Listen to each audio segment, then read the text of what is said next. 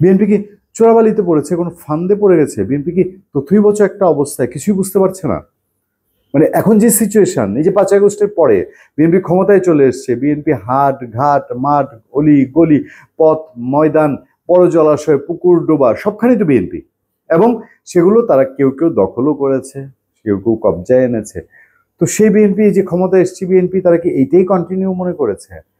সেই জায়গা থেকে কি রাজনীতিতে তারা একটু টায়ার্ড হয়ে গেছিল? তারা কি একটু রিটায়ারমেন্টের পথে ছিল?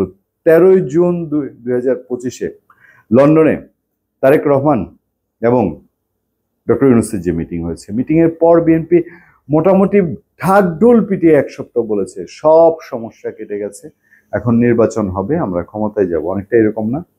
আদতে কি হয়েছে লন্ডনে? তারেক রহমান এবং ডক্টর ইউনূসের মধ্যে মিটিং কি হয়েছে? ডক্টর ইউনূস এবং তারেক রহমানের মিটিং এর পর ডক্টর ইউনূসের জন্মদিনে জীবনের প্রথমবার দেখলাম, আমরা বিএনপির সঙ্গে চলি, বিএনপি দীর্ঘ বছর বছরের পর বছর 1.5 যুগ কাজ করছি। এর আগে ডক্টর ইউনূসকে নোবেল বিজয়ী হিসেবেও তো কেউ জন্মদিনের শুভেচ্ছা জানেনি, এবার তারেক রহমান শুভেচ্ছা জানিয়েছে, কেক দিয়েছে, ফুল দিয়েছে। সেই বৈঠকে দুজনের 1 to 1 কথা হয়েছে। এমন কি কথা হয়েছে যে 2 সপ্তাহের মধ্যে গণেশ উল্টে যাওয়ার উপক্রম, বিএনপি এখন সংশয় দ্বিধায় পড়েছে। কি বলছে? আমরা তো বলেছি, আমরা 13 তারিখ থেকেই বলছি, বিএনপি যে এইভাবে কনফিডেন্টলি বলছে, কিন্তু ওই যে বাট কিন্তু ঝুলিয়ে রাখা হয়েছে, সংস্কার এবং বিচার শেষে নির্বাচন, এটার কি হবে? লক্ষণ তো তা বলে না। পরে এসে বলছি এনসিপি এরকম চুপ মেরে গেছে কেন? প্রথম দিকে একটু টুকটাক লাফালাফি করলো, এখন চুপ হয়ে গেছে কেন? কি বৈঠকের কি অন্য কোনো ইঙ্গিত তারা পেয়েছে, অন্য কিছু বুঝেছে?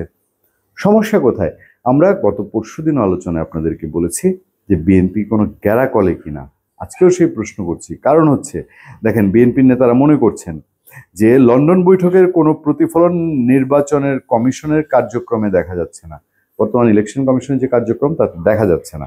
পাশাপাশি জাতীয় নির্বাচনের আগে স্থানীয় সরকার নির্বাচনের দাবি ও সংখ্যানুপাতিক পদ্ধতিতে নির্বাচন সহ কিছু বিষয় নতুন করে সামনে আনার চেষ্টা হচ্ছে, এটাকে জাতীয় নির্বাচন বিলম্বিত করার উপাদান বলে মনে করছে বিএনপি। আমরা বলেছি একটা দুইটা না, আরো আসবে, আরো আসবে, দেখেন পয়েন্ট আরো আসবে। এখন তো কেবল পিআর পদ্ধতি আর সংখ্যানুপাতিক নির্বাচন, পিআর পদ্ধতি এবং স্থানীয় সরকার নির্বাচনের দাবি। চরমনাই পীর সাহেবের দল কি বলেছে?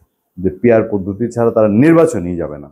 ইসলামী শাসনতন্ত্র আন্দোলন বিশাল সমাবেশ করে, ইতিহাসের বিশাল সমাবেশ করে তারা এটা বলেছে। তার মানে কি? প্যাচ একটা লাগছে। আর আমরা বলছি এনসিপি তো প্যাচ লাগাইতে এখনো বসে, আর এখনো বাকি আছে, এনসিপির প্যাচ তো এখনো শুরু হয়নি। তাহলে পিআর পদ্ধতি নির্বাচনটা কি? আমরা এর পরে আমরা আরো ডিটেল এটা নিয়ে আলোচনা করবো। শুধু বলি, বাংলাদেশের মানুষ ভোট দিবে একটা দলকে, পিআর পদ্ধতিতে দলকে ভোট দিবে, সেই ভোট অনুযায়ী ওই দল সারা দেশে কত ভোট পেল তার ভিত্তিতে ওই দল ঠিক করবে এমপি। বিএনপি যত ভোট পাবে সেই বেসিসে তারা তাদের এমপি ঠিক করবে, দলের বস সেই এমপি ঠিক করে দিবে। এটা হচ্ছে পিআর পদ্ধতি। আর স্থানীয় নির্বাচন আগে হলে কি হবে মানুষ অনেক আগেই বুঝে গেছে, এটা নিয়ে আমরা দীর্ঘ আলোচনা করেছি। এখন এইটাই যদি হয়ে থাকে, তাহলে আগামী নির্বাচন কি আসলে ফেব্রুয়ারিতে হচ্ছে? কনফিডেন্টলি কেউ বলতে পারছে এখন বলতে? একটা কথা বলেন তো, বিএনপি বারবার বলছে ফেব্রুয়ারিতে নির্বাচন, সরকার কি আনুষ্ঠানিক ঘোষণা দিয়েছে? সরকারের তো আগের ঘোষণা এখন রয়ে গেছে, এপ্রিলে নির্বাচন, প্রধান উপদেষ্টা যেটা বক্তব্য দিয়েছেন ঈদের পরে। তারপরে কি আনুষ্ঠানিকভাবে একবারও বলেছে যে ফেব্রুয়ারিতে বাংলাদেশের নির্বাচন? আর বলে থাকলে ইলেকশন কমিশন কেন বলে না? ভালো থাকবেন, সুস্থ থাকবেন। আপনার সাথে আতিক রহমান, পূর্ণিয়া।